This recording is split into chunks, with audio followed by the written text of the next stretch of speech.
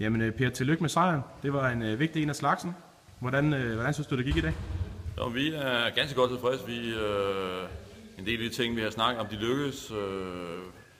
Men primært står vi godt i forsvaret og passer godt på bolden op i angrebet, så de ikke får nogen kontra. Jeg tror faktisk kun, de får en enkelt.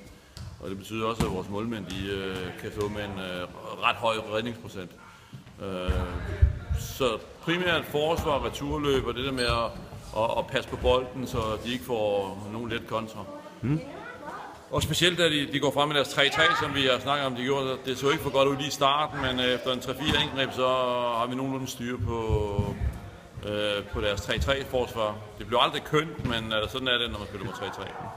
Er der nogle spillere, du gerne vil fremhæve i dagens kamp, som gjorde en ekstra god indsats? Jamen altså generelt så synes jeg, altså snakker jeg lidt bredt igen, men vores målmænd og vores forsvar, den defensive del, gør det godt. Og nu så det også ud til, at vi for alvor fik gang i Mihav igen. Han gør det rigtig fint, men jeg er også glad for, at vi har fået Mathias Raben med, og Hansen han er ved at komme i omdrejninger, så vi begynder at have lidt mere og gøre godt med end bare de 7-8 bedste. Det er jo ret væsentligt. Er der nogle ting, som vi skal arbejde mod i næste kamp, som du føler ikke måske går så godt i dag? Eller?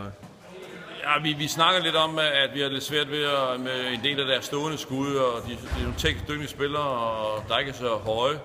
Men det møder vi ikke ret mange af, så vi har lidt svært ved at ramme deres skudarm. Men ellers så synes jeg, at vi arbejder på to fronter. Det ene er, at vi spiller fra søndag til søndag, om man kan sige, og prøver at optimere det. Og den anden front er, at vi prøver på at lægge lidt på. Og det var jeg glad for, at vi fik lagt lidt på at spille her i forhold til den første turneringskamp, vi havde.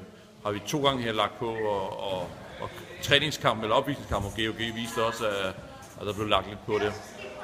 Tillykke med sejren, Per. Og tak.